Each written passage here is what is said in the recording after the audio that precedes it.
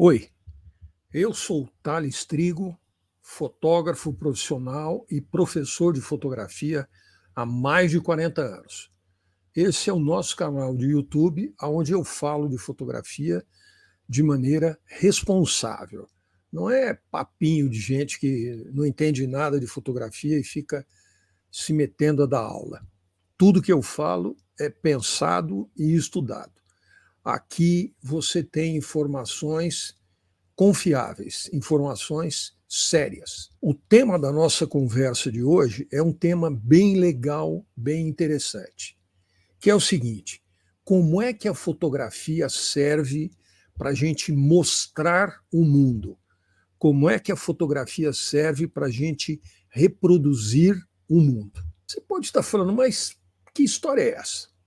Eu vou explicar direitinho. Veja lá, vamos acompanhar o nosso PowerPoint. Como podemos reproduzir o mundo numa fotografia? Esse é o tema, é o nome, mas isso é apenas um nome. O que interessa são as ideias. Vamos pensar assim. Desde 1839, quando a fotografia foi apresentada ao público oficialmente pelo Daguerre, na França, a fotografia tem sido usada para representar o mundo onde a gente vive. Claro, inicialmente a fotografia em preto e branco, com pouca qualidade, com pequena variação tonal, foi evoluindo até a fotografia digital que a gente usa hoje.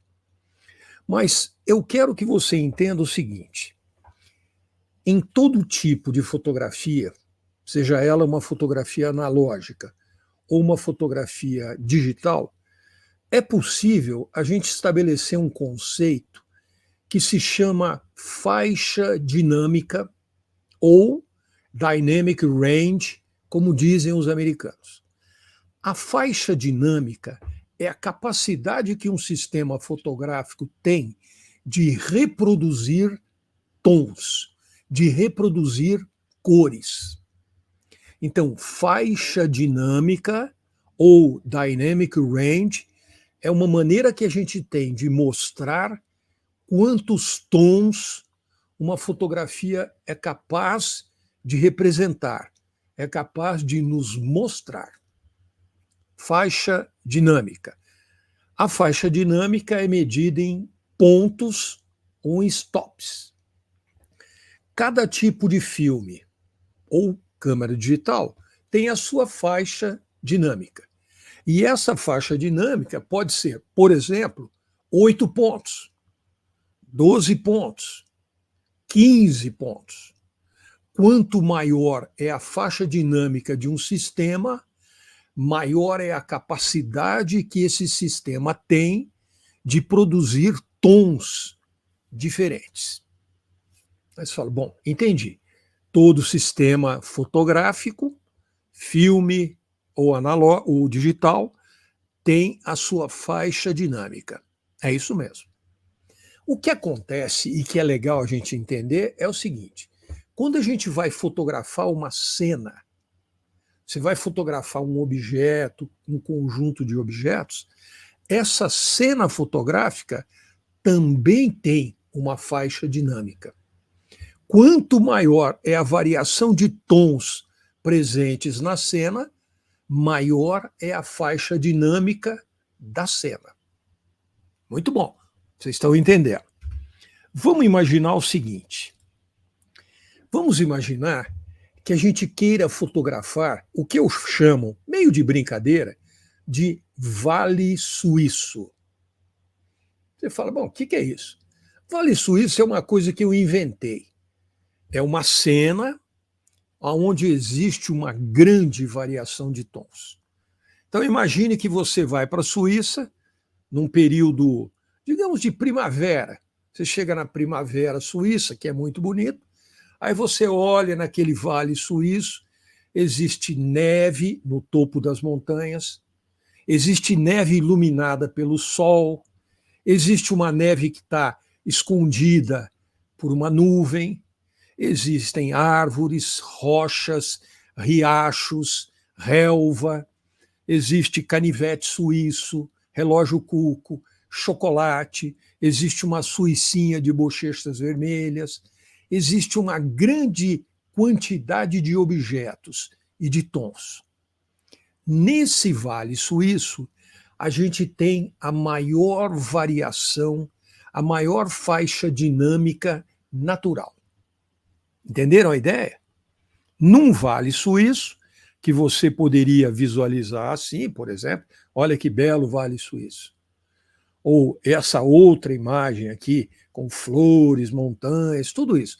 Nesse Vale Suíço, a variação tonal é muito grande. É a maior possível numa cena natural. Nesse Vale Suíço, a gente faz a fotometria usando um fotômetro como esse que está aí no PowerPoint, ou como esse que eu vou mostrar para vocês aqui. Ó. Olha, esse é o meu fotômetro Spot. Ele é produzido pela Gossen, uma empresa alemã. Ele tem um visor, através do qual a gente observa. Nesse visor, eu tenho uma tela. Eu olho uma cena. E no meio dessa cena tem uma circunferência.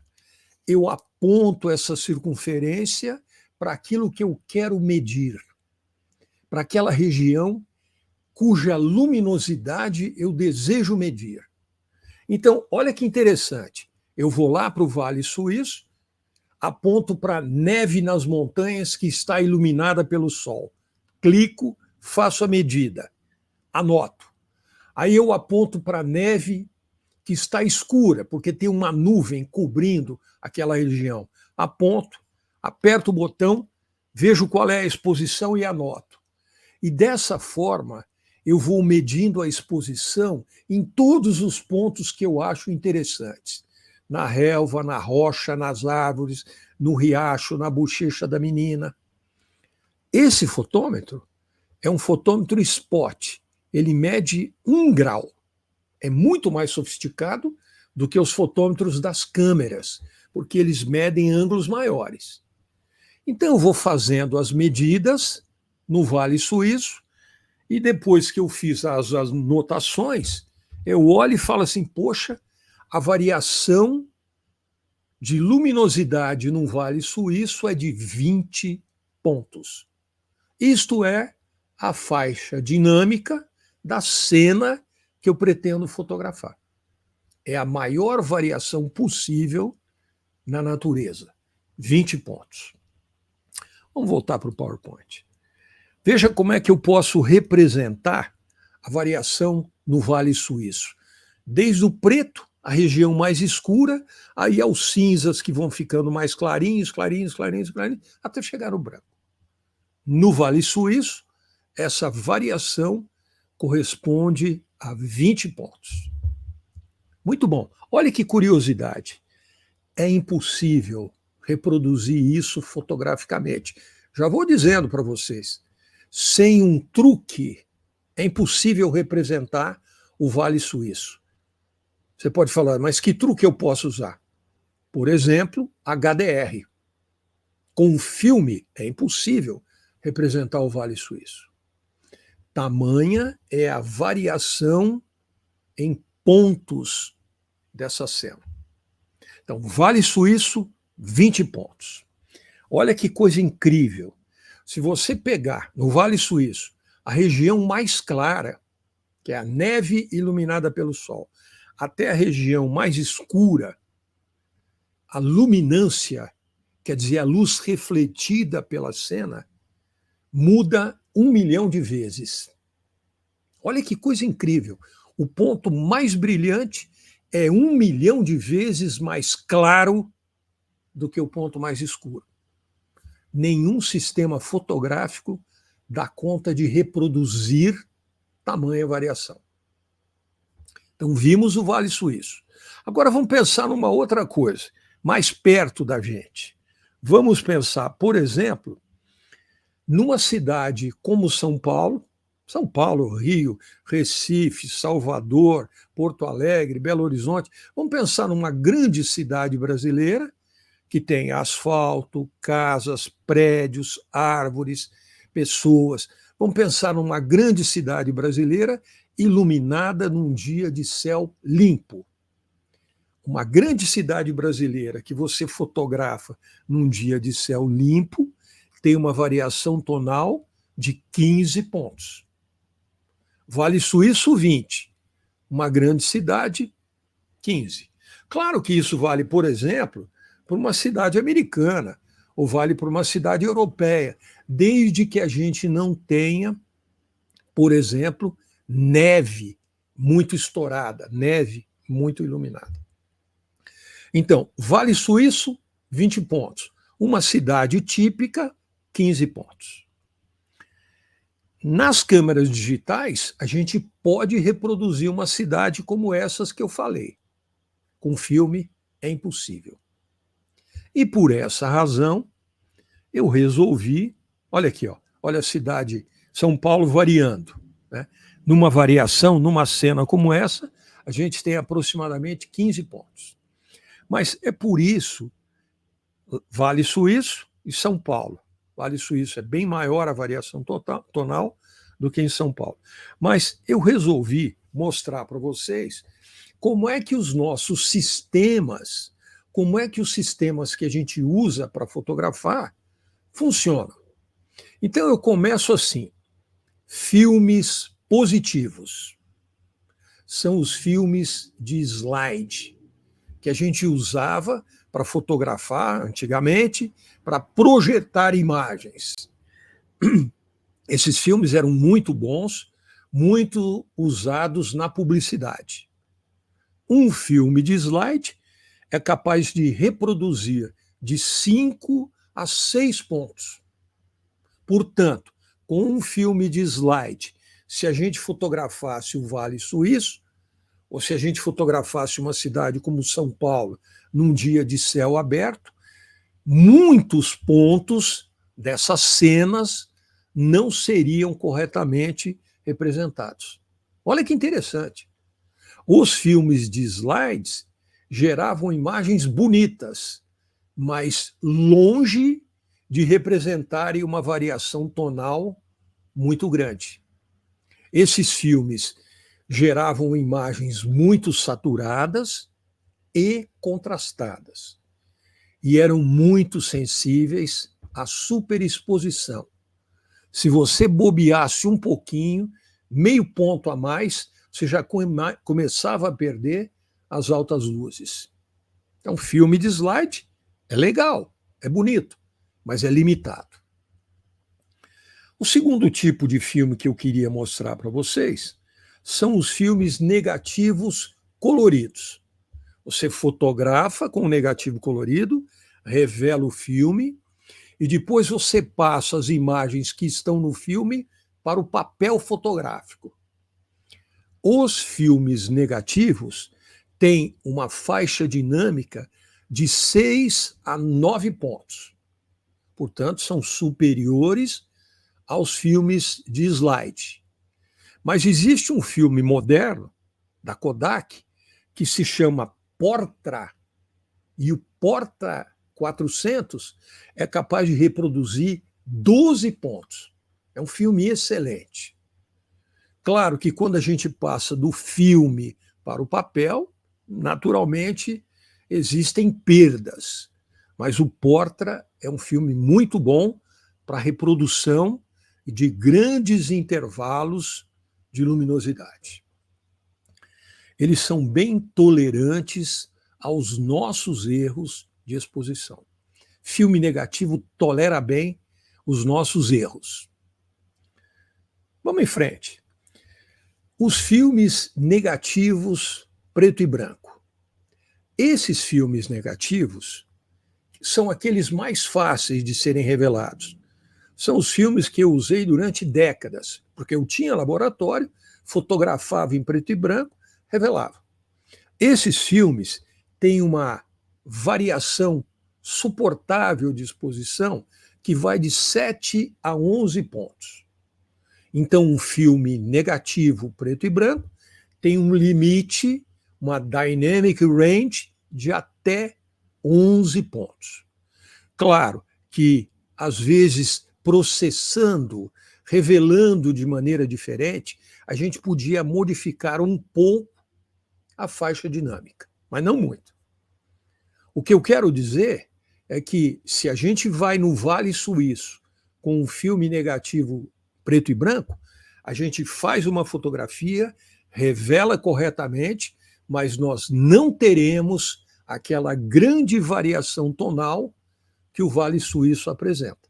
A gente perderia ou nas altas luzes ou nas baixas luzes. Às vezes, um pouco nas altas, um pouco nas baixas. Depende de como é que você fotometra e de como é que você revela. Eu não quero dizer que filme preto e branco não é legal. É ótimo. Filme preto e branco gera imagens muito bonitas. Veja, por exemplo, os trabalhos do Ansel Adams.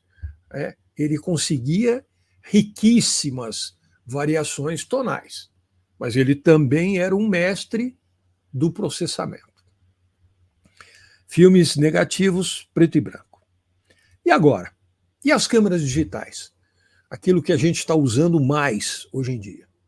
As câmeras digitais são instrumentos poderosos para representar variações tonais. As câmeras digitais têm dynamic range, ou faixa dinâmica, variando de 10 a 14 pontos. Claro que isso depende da qualidade, da marca, se ela é uma coisa mais moderna ou mais antiga. As coisas foram mudando, as coisas foram melhorando. E as câmeras digitais mais modernas são capazes de reproduzirem 15 pontos de dynamic range. Não é fácil, são as mais caras, as mais sofisticadas. Existe uma empresa, a DxO, que publica testes a respeito da faixa dinâmica ou da dynamic range. Se você entrar na DxO, no site da DxO, você pode, por exemplo, localizar a sua câmera e, eventualmente, eles tenham publicado a faixa dinâmica da câmera que você está usando. E aí você pode avaliar como é que essa câmera funciona, né? Em comparação, por exemplo, com São Paulo, com Belo Horizonte, com Rio de Janeiro ou com o Vale Suíço. Isso se chama faixa dinâmica. Muito bom. Então a gente viu filme de slide, negativo cor, negativo PB e câmeras digitais. Agora, e quando a gente quer passar as nossas imagens para o papel? Duas opções. A primeira opção são as impressoras offset, que a gente tem nas gráficas offset, que usam tintas. O preto, o ciano, o magenta, o amarelo, 4 tintas. E essas 4 tintas são usadas na construção de todas as outras cores. As impressoras offset têm faixa dinâmica muito limitada, de 4 a 6 pontos, de 4 a 6 stops, mas de jeito nenhum mais do que isso. E essa variação tonal que as impressoras offset são capazes de reproduzir dependem de várias coisas, do tipo de papel, de como é que foi feita a separação de cores, de como é que se escolheu o número de dots que serão usados na impressão, etc. Claro que essas impressoras produzem material relativamente barato, quando as tiragens são maiores. O preço unitário fica baixo. Mas se você fotografar o Vale Suíço com sua câmera digital, pegar esse arquivo digital e mandar para uma gráfica offset, seguramente a impressão, mesmo que seja bem feita, bem trabalhada, vai estar muito longe do Vale Suíço. Por quê? Porque o Vale Suíço tem uma variação tonal de 20 pontos e essa impressora offset chega no máximo a 6. Eu acho que é sempre menor do que 5. Então, impressora offset é bom? Claro que é bom. serve para um monte de coisas, mas, inevitavelmente, a gente perde na variação tonal. E, finalmente, as impressoras jatos de tinta, que são impressoras modernas, muito sofisticadas, que são capazes de imprimir de 8 a 12 pontos de variação tonal. Claro que essas impressoras são muito melhores do que as impressoras offset, mas o produto, unitariamente, é muito mais caro. Essas impressoras usam tintas especiais, tintas metálicas, em alguns casos até uma tinta branca, para aumentar a variação tonal impressa. Essas impressoras são bastante sofisticadas e, quando bem utilizadas, geram um material de primeira qualidade. Quando a gente usa papéis brilhantes, os pretos são mais profundos. Os pretos têm maior densidade. Às vezes, o fotógrafo faz a opção de usar um papel mais fosco, um papel mais artístico. E nessas situações, o preto perde um pouco de densidade. O preto fica menos profundo. Mas eu não tenho dúvida que as impressoras jatos de tinta geram imagens muito boas. Não é o Vale Suíço, não é uma grande cidade fotografada num dia de céu aberto, mas chega perto. O resultado é muito interessante. Veja só, se o conteúdo foi legal, se você gostou, se isso te ajudou, por favor, dê aí um like, compartilhe, mande para os seus amigos, que eu fico muito agradecido e feliz. Resumindo, toda cena fotografada tem uma variação tonal, no máximo 20 pontos. Mas a maior parte das cenas tem uma variação tonal menor. Os nossos sistemas fotográficos, analógicos ou digitais, são capazes de reproduzir tons.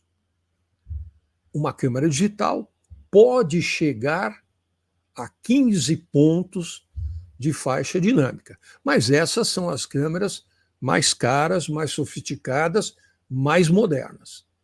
Os sistemas analógicos, os filmes, apresentam uma variação tonal menor, mas não quer dizer que não gerem imagens muito bonitas. Muito obrigado, espero que tenha sido útil para vocês.